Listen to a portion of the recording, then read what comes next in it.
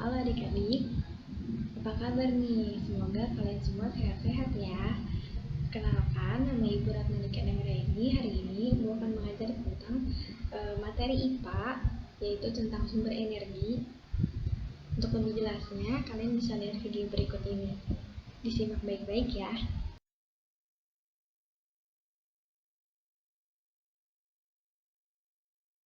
Halo adik-adik semua, apa kabar nih? Semoga sehat selalu ya. Nah, di pertemuan kali ini kita akan belajar tentang sumber energi. Simak baik-baik yuk penjelasannya. Sebelum membahas sumber energi lebih jauh, adik-adik semua tahu nggak sih sumber energi itu apa? Nah, jadi sumber energi ini adalah segala sesuatu di sekitar kita yang mampu menghasilkan suatu energi baik yang kecil maupun besar, atau segala sumber energi yang dapat dikembangkan oleh manusia sehingga bisa menghasilkan berbagai hal. Selain itu, sumber energi juga dibedakan menjadi dua jenis. Yang pertama ada sumber energi terbarukan dan sumber energi tak terbarukan. Berikut ini merupakan contoh-contoh dari sumber energi terbarukan. Nah, yang pertama, menurut kalian gambar apa sih? Betul, yang pertama adalah gambar matahari. Nah, matahari ini merupakan sumber kehidupan di bumi yang merupakan poros bumi berputar. Sinar dari matahari ini bisa dimanfaatkan oleh manusia sebagai sumber energi. Dengan memanfaatkan sinar matahari, manusia juga bisa membuat listrik untuk penerangan. Listrik ini dihasilkan melalui panas matahari yang disimpan pada panel surya. Selain itu, panas matahari juga dapat dimanfaatkan untuk memanaskan atau mengeringkan pakaian. Untuk nomor yang kedua, menurut kalian apa nih kira-kira? Betul sekali, angin. Angin ini merupakan sumber energi terbarukan ya. Angin bisa didapat secara mudah dan tidak terbatas.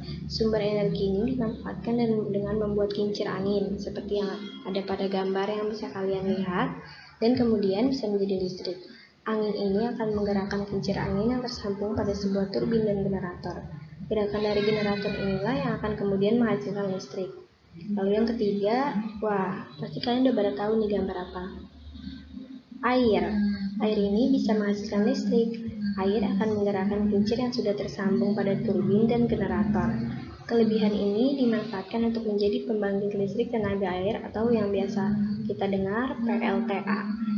Yang keempat, menurut kalian apa nih? Dan untuk gambar yang keempat, merupakan panas bumi. Nah, panas bumi ini merupakan sumber energi terbarukan ya.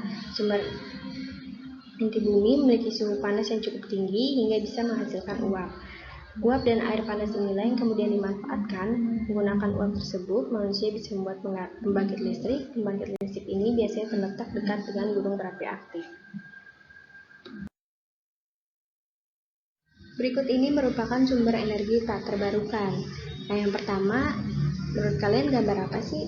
Atau proses pembuatan apa? Ada yang tahu? Nah, untuk yang belum tahu, ini adalah proses pembuatan minyak bumi. Minyak bumi sendiri merupakan bahan bakar fosil yang memiliki bentuk cair. Untuk mendapatkan minyak bumi yang terperangkap di lapisan batu, manusia membuat tambang yang bisa di darat atau di dasar laut. Minyak bumi ini menjadi bahan bakar utama kendaraan. Namun saat menggunakan bahan bakar, kendaraan akan melepaskan gas-gas berbahaya ke atmosfer. Itulah kekurangan dari minyak bumi. Untuk gambar yang kedua nih, yang banyak asapnya. Apa nih kira-kira? Nah, itu adalah gambar gas alam. Gas alam merupakan bahan bakar dari fosil yang terperangkap di bawah bebatuan. Gas ini digunakan manusia untuk memasak, yang bisa teman-teman temui dalam bentuk LPG atau gas cair. Gas ini dihasilkan dari metana yang merupakan gas beracun dan berbau busuk. Nah, untuk yang terakhir, menurut kalian apa nih? Ada yang tahu? Betul, itu adalah batu bara. Batu bara merupakan batuan yang berasal dari makhluk hidup mati dan terkubur jutaan tahun. Dengan menggunakan batu bara, manusia bisa menghasilkan energi listrik. Namun proses pengolahan batu bara ini akan menghasilkan gas beracun dan polutan. Untuk mendapatkan batu bara ini, manusia membuat tambang dengan menggali dasar bumi.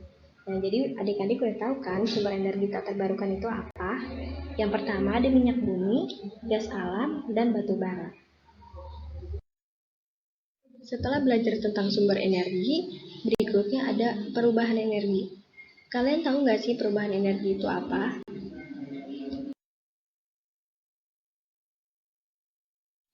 Perubahan energi ini adalah berubahnya suatu bentuk energi menjadi bentuk energi lainnya. Nah, contohnya itu seperti perubahan energi matahari menjadi listrik, perubahan energi angin menjadi energi gerak, perubahan energi listrik menjadi energi cahaya, dan lain-lain sebagainya. Nah, untuk contoh yang pertama ini ada perubahan energi matahari menjadi energi listrik. Jika kalian lihat pada gambar, kalian tahu itu gambar apa? Ini merupakan gambar dari panel surya.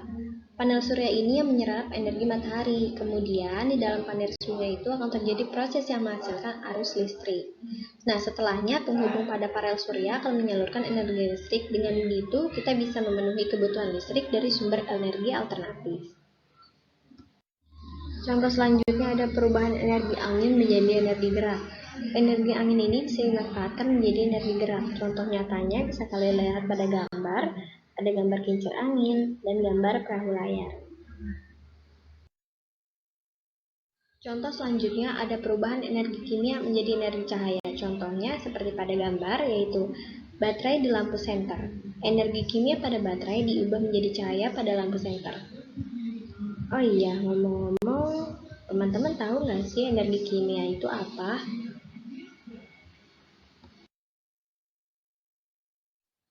Jadi adik-adik, energi kimia ini merupakan energi yang dihasilkan oleh senyawa kimia yang stabil akibat interaksi elektron antar atom atau antar molekul.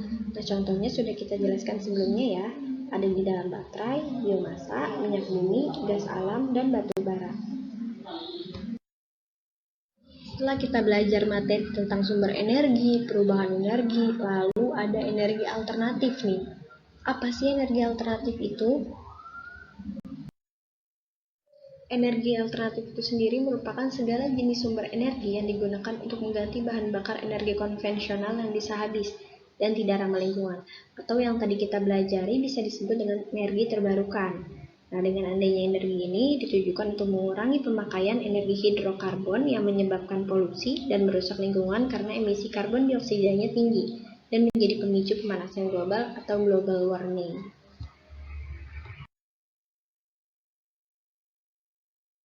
Berikutnya ada manfaat dari energi alternatif nih.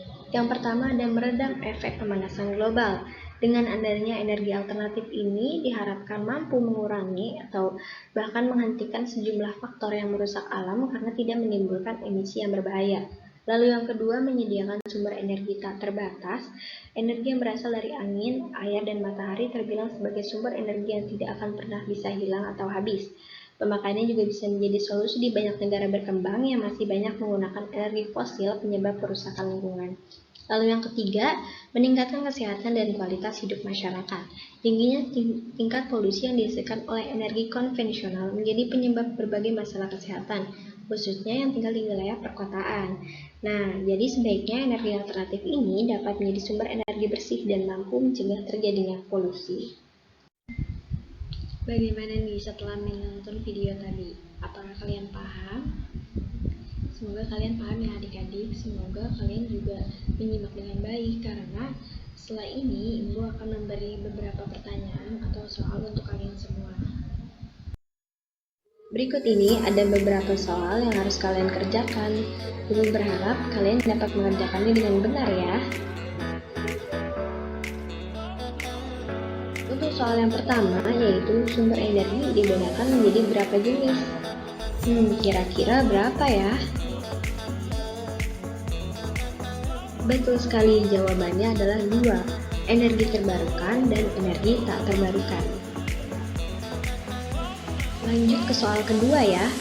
Berubahnya suatu bentuk energi menjadi bentuk energi lain disebut dengan. Betul sekali, jawabannya adalah perubahan energi. Wah, pintar sekali adik-adik. Untuk soal selanjutnya, kalian bisa lihat kedua gambar ini ya. Nah, jika dilihat dari kedua gambar ini, gambar manakah yang menggunakan sumber energi terbarukan? Jawaban yang tepat adalah gambar yang kedua, yaitu panel surya. Kenapa panel surya? karena panel surya menggunakan energi matahari yang merupakan energi terbarukan. Untuk soal keempat, apa sajakah contoh dari perubahan energi?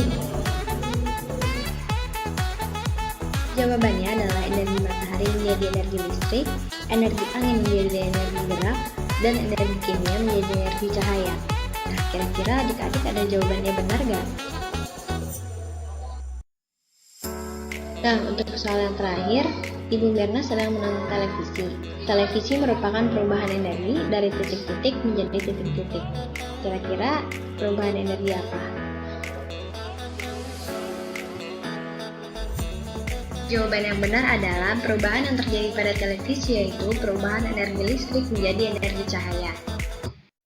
Setelah mengerjakan 5 soal tadi, Ibu ada bonus tugas nih untuk kalian, yaitu carilah benda-benda di sekitarmu yang merupakan bagian dari perubahan energi. Gimana? Gampang banget kan? Kalau kalian menyimak video sebelumnya, kalian pasti paham dan tahu jawabannya apa saja. Nah, gimana soal yang mudah ya? Jika kalian menyimak video tadi dengan baik, maka soal itu akan terasa mudah karena jawabannya ada di video tersebut. Nah, kira-kira adik-adik dapat nilai berapa nih? Betul semua? Atau ada yang salah? Gak apa-apa ya adik-adik, salah itu wajar. Yang penting kalian ada usaha untuk memperbaikinya jadi lebih baik. Mungkin sekian yang dapat Ibu ajarkan ke kalian. Kurang lebihnya mohon maaf, sampai ketemu di lain waktu. Bye. Wassalamualaikum warahmatullahi wabarakatuh.